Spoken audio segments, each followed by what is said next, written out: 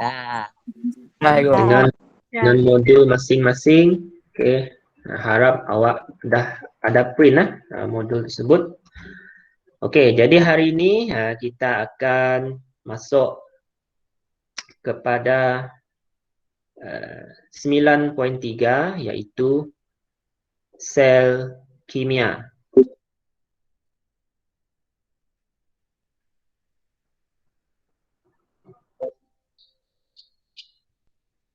Okey, boleh nampak tak dekat skrin? Nampak. Tak? Okey, kalau ada terhilangkah, awak tolong bagi tahu saya lah.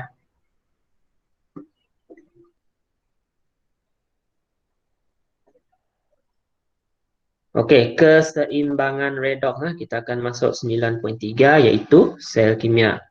Okey, sebelum tu kita buat sedikit imbas balik, ulang kaji apa yang kita dah belajar. Okey, kita dah belajar tentang apa itu tindak balas redoks. Okey, redoks ini ialah proses pengoksidaan dan penurunan yang berlaku serentak. Okey, pengoksidaan dan penurunan boleh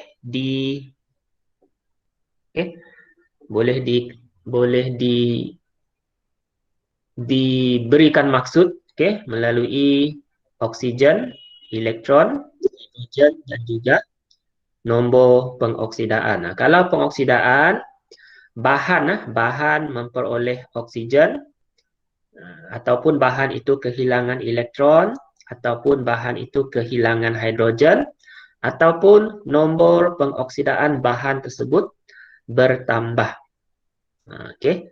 Nah, kalau bahan itu mengalami proses penurunan, tindak balas penurunan, okey, bahan itu dia akan mengalami kehilangan oksigen. Ataupun bahan itu memperoleh elektron, ataupun bahan itu memperoleh hidrogen, ataupun nombor pengoksidaannya berkurang. Okey, ini kita boleh terangkan pengoksidaan dan penurunan berdasarkan 4 aspek tersebut. Okay, ini 9.1. 9.2 kita belajar tentang keupayaan elektrod piawai. Okay, apa itu keupayaan elektrod piawai ataupun simbol E0? Okay, juga dikenali sebagai keupayaan penurunan piawai. Semua persamaan sel setengah ditulis sebagai penurunan, iaitu memperoleh elektron. Okey, kita ambil satu contoh. Lithium Li positif tambah elektron. Okey, ini dia memperoleh elektron. Okey, jadi semua tindak balas sel setengah ni ditulis dalam bentuk memperoleh elektron ataupun tindak balas penurunan. Okey. Nilai E0 ni ialah ukuran kecenderungan suatu bahan. Ingat bahan. Sama ada dia menerima elektron ataupun membebaskan elektron. Okey. Untuk siri keupayaan elektrod piawai, ini siri ini ialah siri keupayaan elektrod piawai. Senarai yang banyak-banyak ni awak tak perlu hafal sebab dalam ujian dia dibekalkan. Okey. Jadi macam mana menggunakan siri ini? Okey. Siri ini ada dua bahagian, iaitu bahagian ejen pengoksidaan di sebelah kanan. Ejen penurunan di sebelah kanan, ejen pengoksidaan di sebelah kiri. Okey. Untuk kita menghuraikan suatu tindak balas, kita kena lihat dulu bahagian ejen penurunan. Baru kita lihat bahagian ejen pengoksidaan. Okey, untuk ejen penurunan ini, kalau nilainya semakin negatif, kalau nilainya semakin negatif, maksudnya bahan itu adalah ejen penurunan yang kuat. Ejen penurunan yang kuat. Maksudnya bahan itu akan mengalami pengoksidaan.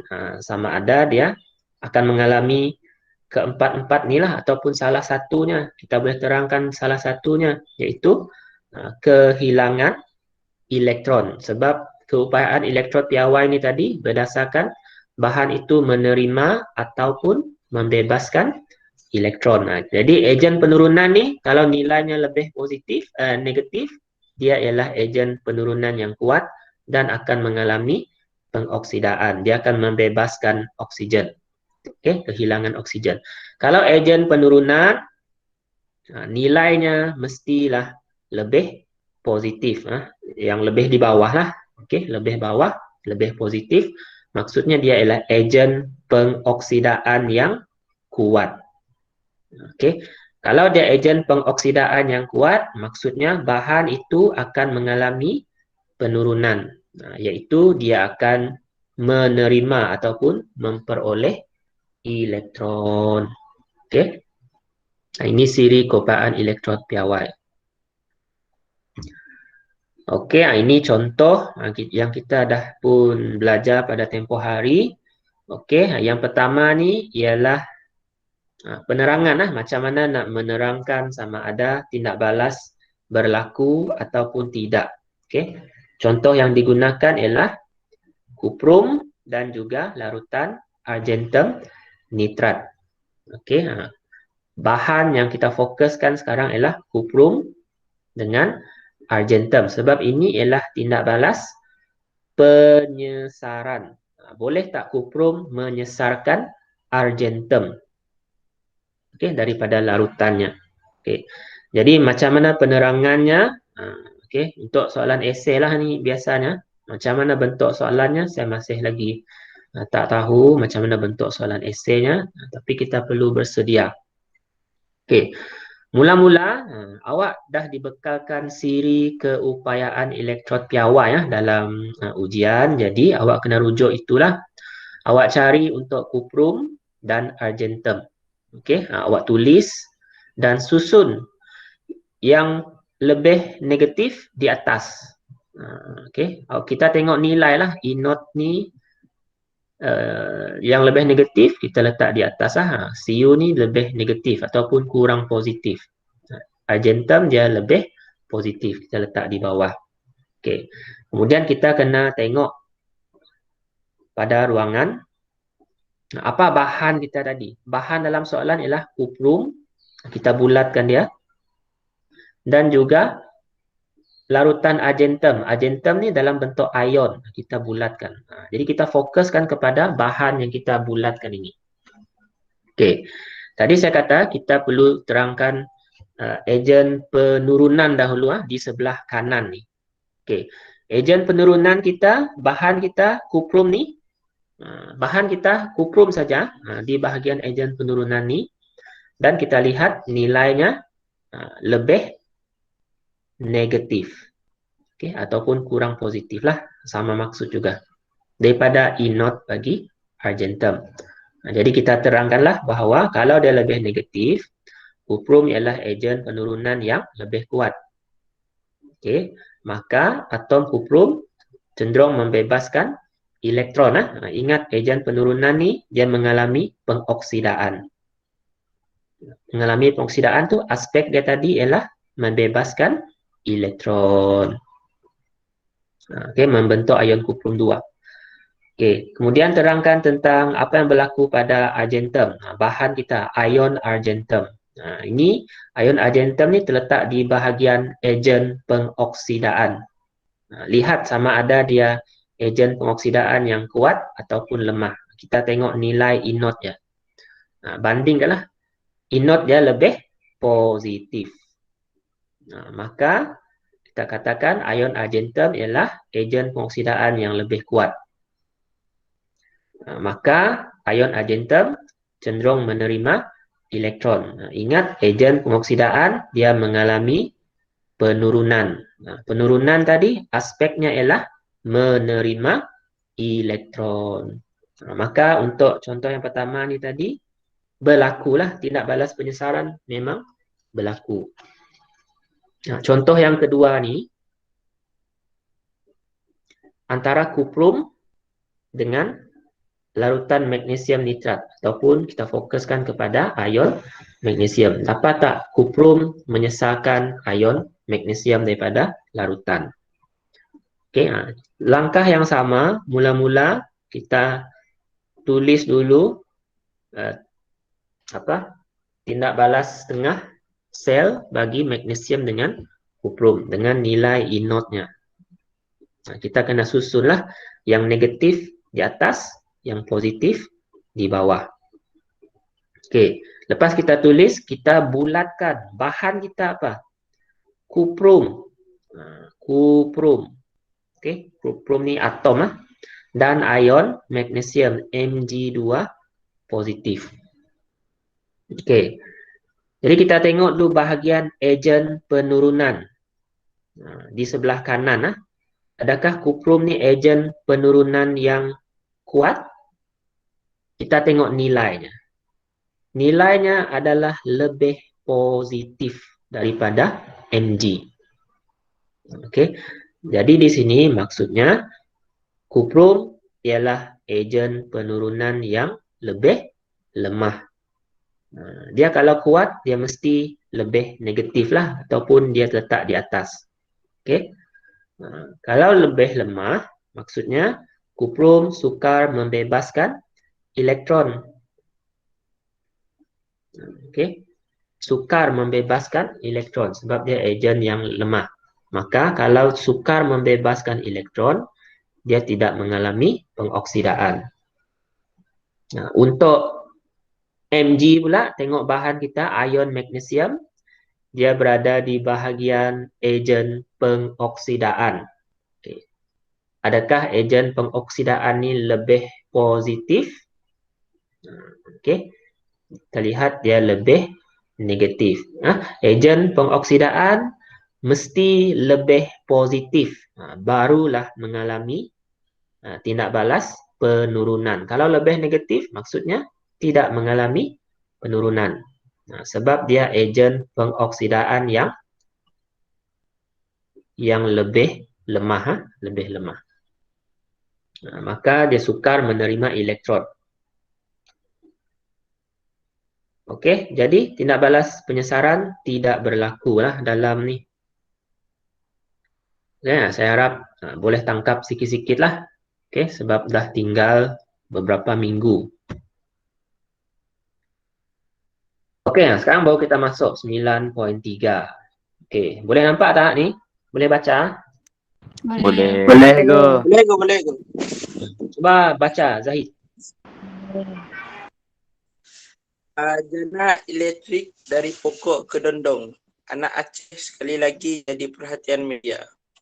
Pernah tak awak dengar berita ni? Cik. Nah, ini berlaku dilaporkan pada tahun 2017. Awak masa tu tingkatan berapa? Tingkatan 2, 1. Satu. Itu kan? Okey, tingkatan 1. Okey. Jadi awak boleh Google lah untuk baca tentang ni. Awak cari dia. Naufal Razik nama dia. Okey. Dia menghasilkan tenaga elektrik daripada pokok kedondong. Okey. Apa bahan yang dia gunakan? Okey. Dia gunakan hanya menggunakan bahan seperti tembaga, batang besi dan kapasitor untuk menghasilkan elektrik. Tapi dia ada belajar juga, dia belajar sains, kemudian bapa dia pun seorang juru elektrik. Daripada situ dia belajar sikit-sikit macam mana nak menghasilkan tenaga elektrik. Okey. Okey, sel kimia. Tahukah anda dua kepingan logam yang berbeza jika dicucuk pada ubi kentang dapat menghasilkan arus elektrik?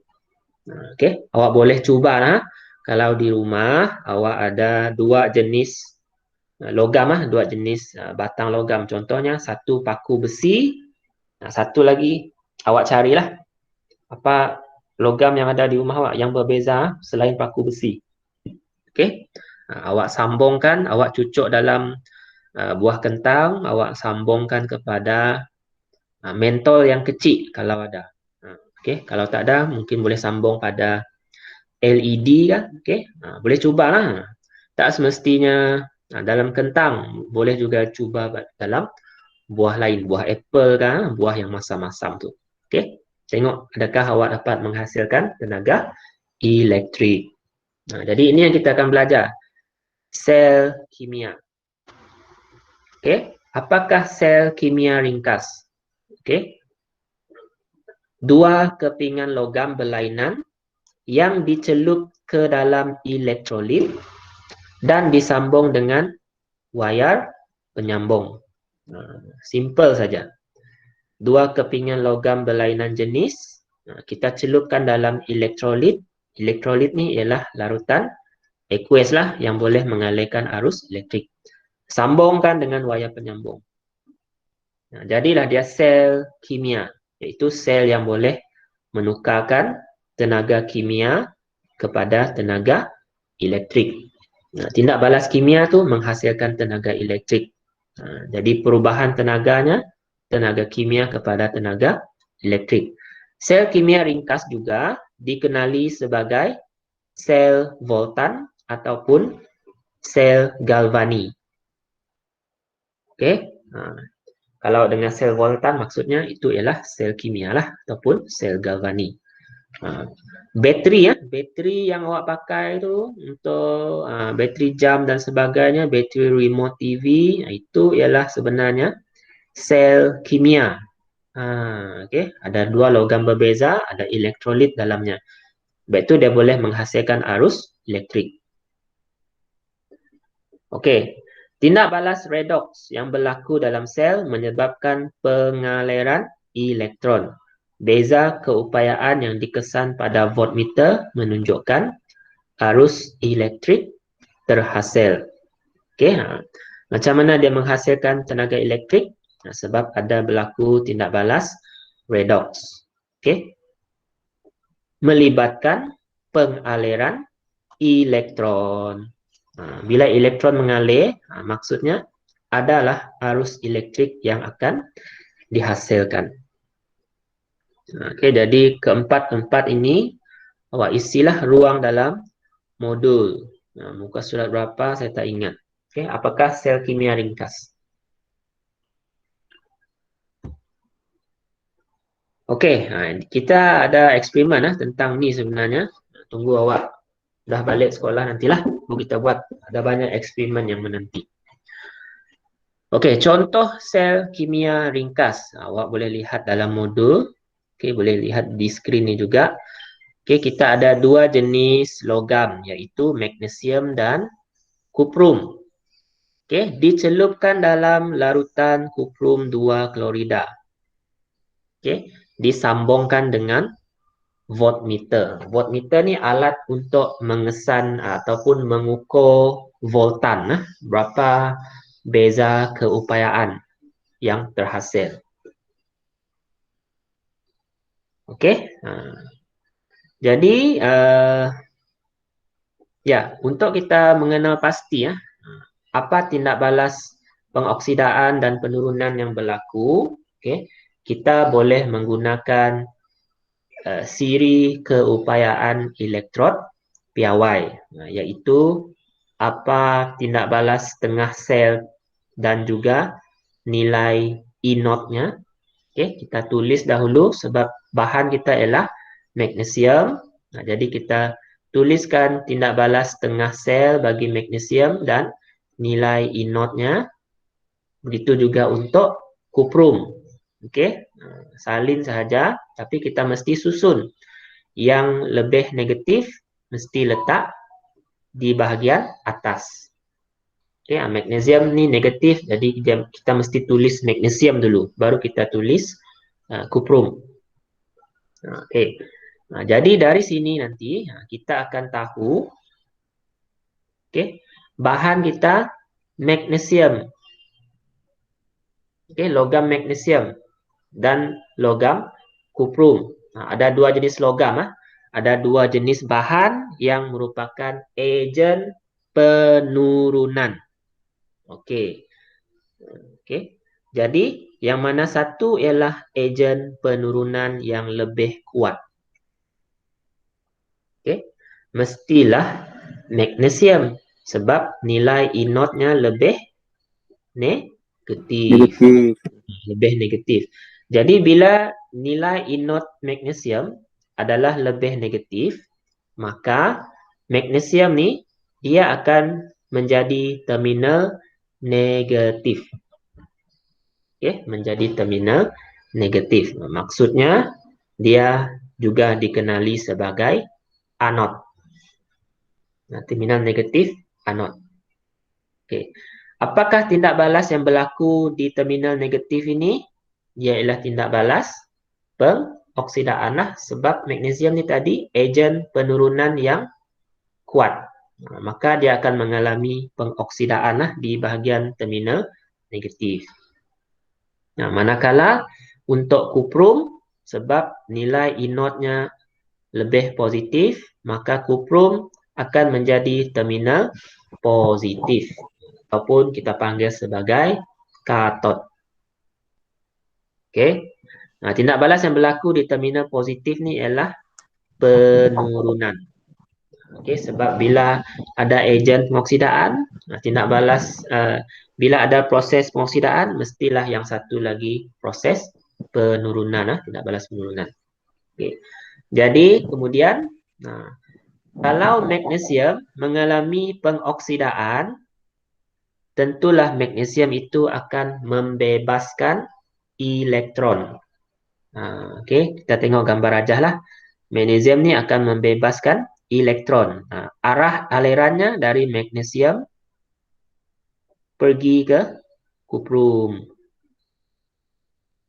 Okay. Elektron mengalir dari terminal negatif ke terminal positif. Okay. Manakala arus mengalir dari terminal positif ke terminal negatif. Dia berbeza, awak jangan keliru. Dalam kimia ni kita fokus kepada arah aliran elektron. Kalau fizik, dia akan fokus pada arah arus mengalir. Tak sama. Okey.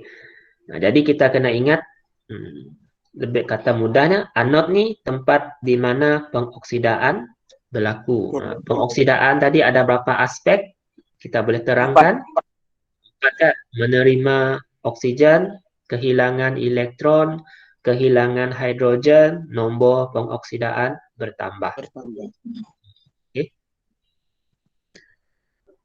Terminal negatif juga dikenali sebagai anod. Okey, dah terangkan. Katod ialah tempat berlaku penurunan. Penurunan juga ada 4 aspek tadi. Kehilangan oksigen, memperoleh elektron, tambah elektron maksudnya, memperoleh hidrogen dan nombor pengoksidaan berkurang. Okay. Kemudian ada juga kita dikehendaki setengah persamaan bagi pengoksidaan. Maksudnya tindak balas pengoksidaan itu apakah persamaannya ataupun setengah persamaannya. Okey, sebab kita dah tahu tadi kan, pengoksidaan ni berlaku di terminal negatif ataupun anod. Kita lihatlah apa bahan kita tadi, magnesium. Magnesium mengalami pengoksidaan. Okey. Jadi kita tulis Mg, logam kita lah menghasilkan ion magnesium Mg 2 positif tambah 2 elektron. Dia gunakan semula setengah sel ni. Tapi ditulis dari belakang ke depan. Awak perasan Mg anak panah Mg 2 positif tambah 2E. Untuk penurunan kita ambil saja direct dari setengah sel. Cu 2 positif tambah 2E menghasilkan Cu. Buat tengok ni. Sebab setengah sel tu memang ditulis dalam bentuk penurunan. Kita tak perlu ubah dia. Kita ambil saja terus. Boleh tak setakat ini? Boleh. Boleh. Okey. Yang penting Boleh. awak kena tahu nak tentukan mana terminal negatif dengan positif. Itu yang penting. Kita akan berpandukan kepada nilai E0. Okey. Itu sel kimia ringkas. Kita juga ada sel kimia berbentuk seperti ini ya. Ini dipanggil sel Daniel. Daniel ni orang yang menemui sel inilah. Okey. Sel Daniel adalah contoh sel kimia yang terdiri daripada elektrod logam zinc dan elektrod logam kuprum yang dicelupkan ke dalam larutan garam ion masing-masing. Okey, kita tengok. Logam zinc, okey, dicelupkan dalam larutan zinc sulfat. Ini setengah sel bagi zinc. Okey. Di satu bahagian lagi kita ada logam kuprum dicelup dalam larutan kuprum. Tengok sama-sama ada kuprum. Ini juga setengah sel. Okey. Bila kedua-dua setengah sel ini digabung, jadilah dia satu sel yang lengkap lah. Okey.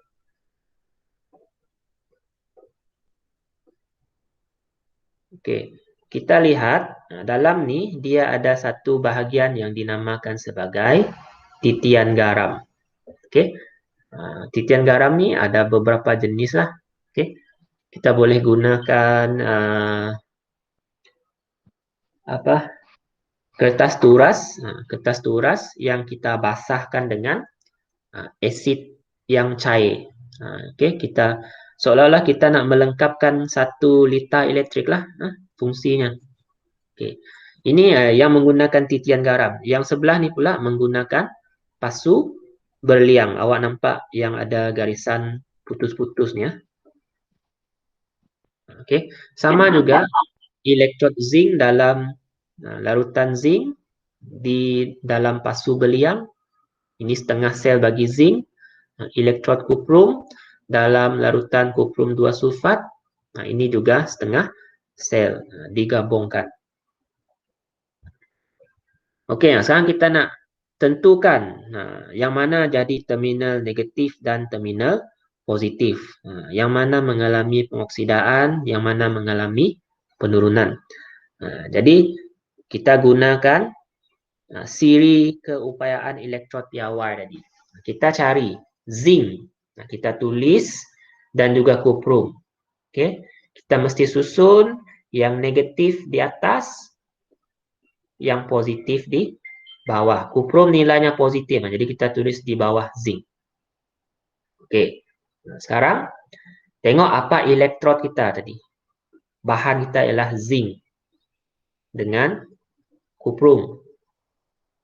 Okey, kita kena lihat bahagian ejen penurunan. Yang mana merupakan ejen penurunan yang lebih kuat?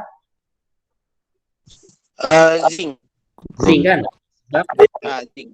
nilai inotnya lebih negatif. Okay. Nilai inot zinc adalah lebih negatif. Maka elektrod zinc akan menjadi terminal negatif. Kita ikut je lah. Nilai inot lebih negatif, dia jadi terminal negatif. Okey. Ataupun anod. Okey. Zinc ialah ejen penurunan yang lebih kuat. Dan zinc akan mengalami pengoksidaan. Zinc ni akan cenderung membebaskan elektron, membentuk ion zinc positif. Okey, jadi kita dah tahu zinc itu negatif, mestilah kuprum itu positif lah. Jadi kita terangkan semula nilai kuprum, nilai inot kuprum lebih positif. Okey, lebih positif. Maka kuprum menjadi terminal positif. Okey, katot. Ion kuprum. Okey. Kita juga akan bercakap tentang ion kuprum. Okey, sebab untuk penurunan mestilah perlu menerima elektron. Perlu menerima elektron. Jadi ion kuprum dalam larutan ini akan menerima elektron. okey, akan menerima elektron. Jadi ion kuprum ialah ejen pengoksidaan yang lebih kuat. Okey. Ion kuprum akan mengalami penurunan. Okey. Ion kuprum cenderung menerima elektron membentuk atom kuprum. Okey. Kalau kita buat eksperimen nanti, awak akan dapatilah sebab ion kuprum membentuk atom kuprum, maksudnya nanti elektron kuprum ni akan menebal. Okey, sebab banyak atom kuprum berkumpul di sini. Zinc ni tadi dia akan menjadi semakin nipis. Sebab zinc dia membebaskan elektron membentuk ion. Ion tu masuk ataupun larut dalam larutan. Okey, jadi elektron mengalir dari mana? Dari zinc ke kuprum. Zinc membebaskan elektron. Elektron tu bergerak melalui wayar pergi ke kuprum. Di kuprum itu, ion kuprum dalam larutan akan menerima elektron tersebut. Okey, setengah persamaan bagi pengoksidaan. Okey, pengoksidaan. Zinc mengalami pengoksidaan, jadi kita tulis dia dari belakang ke depan. Zinc menghasilkan zinc 2 positif tambah 2 elektron. Untuk penurunan, kita ambil saja tindak balas tengah ni sama saja. Persamaan ion keseluruhan ni maksudnya kita gabungkan kedua-duanya tanpa menulis elektron. Zinc tambah kuprum 2 positif anak panas menghasilkan ion zinc 2 positif dan kuprum. Elektron kita tak tulis sebab dia sudah, sebab satu menerima, satu membebaskan kan. Jadi dia tak perlu ditulis. Lagipun nilainya dah sama, 2 elektron 2 elektron. Kita mansuhkan saja. Ini persamaan ion. Ada soalan nak tanya?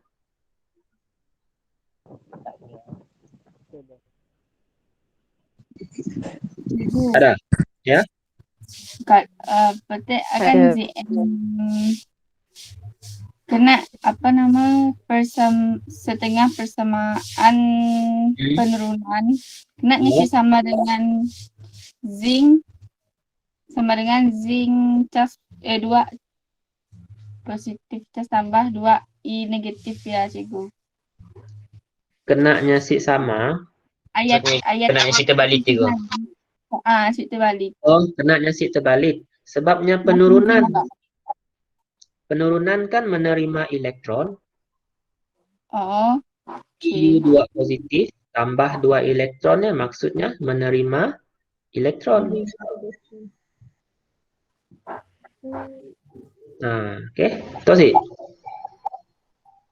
Macam zinc yang terbalik sebab zinc-nya jadi Zn2 positif. Zinc-nya asalnya kosong charge-nya. Nya jadi 2 positif. Macam mana jadi 2 positif? Sebabnya dah membebaskan elektron. Boleh? Ada soalan lain? Sebenarnya kita mau tulis persamaan ion keseluruhan ya. Persamaan ion keseluruhan tadi, bila awak dah tulis setengah persamaan pengoksidaan.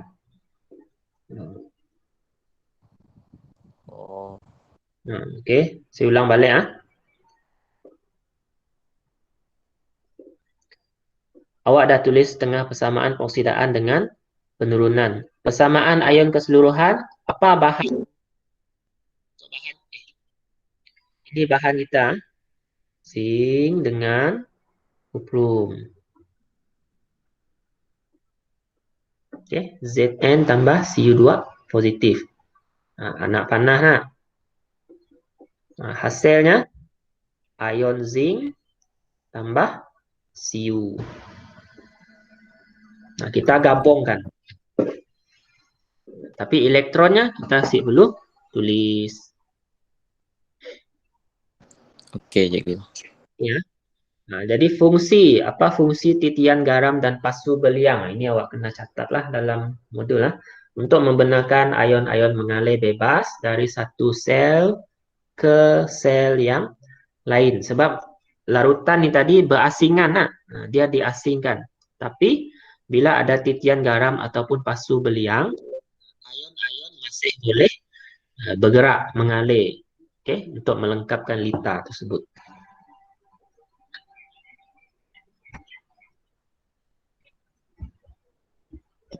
Okey. Saya rasa kita stop dulu di sini. Okey, untuk memberi ruang awak tengok baliklah nota tersebut. Yang ini saya akan terangkan pada hari Jumaat kan, kelas kita yang seterusnya. Betul. Jumaat. Okey,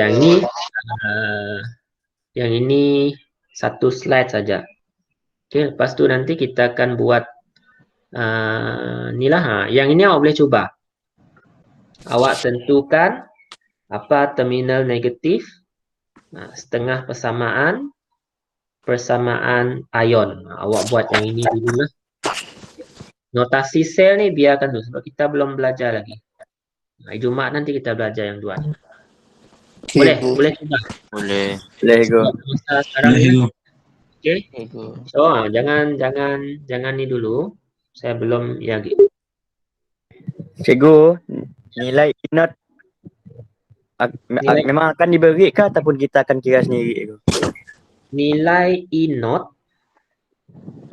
Macam yang lebih negatif. ada diberi. Ada diberi. Ini dalam siri tu. Ini disediakan. Cikgu. Okey. Dalam exam memang disediakan lah.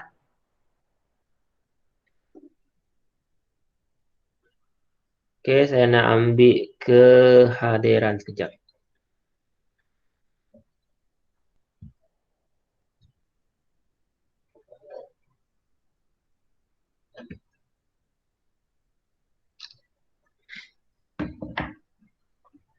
Okey, saya rasa itu saja untuk kelas kita pada hari ini. Kita berjumpa lagi pada hari Jumaat. Sekian, terima kasih. Cikgu. Terima kasih, cikgu. Assalamualaikum. Cikgu.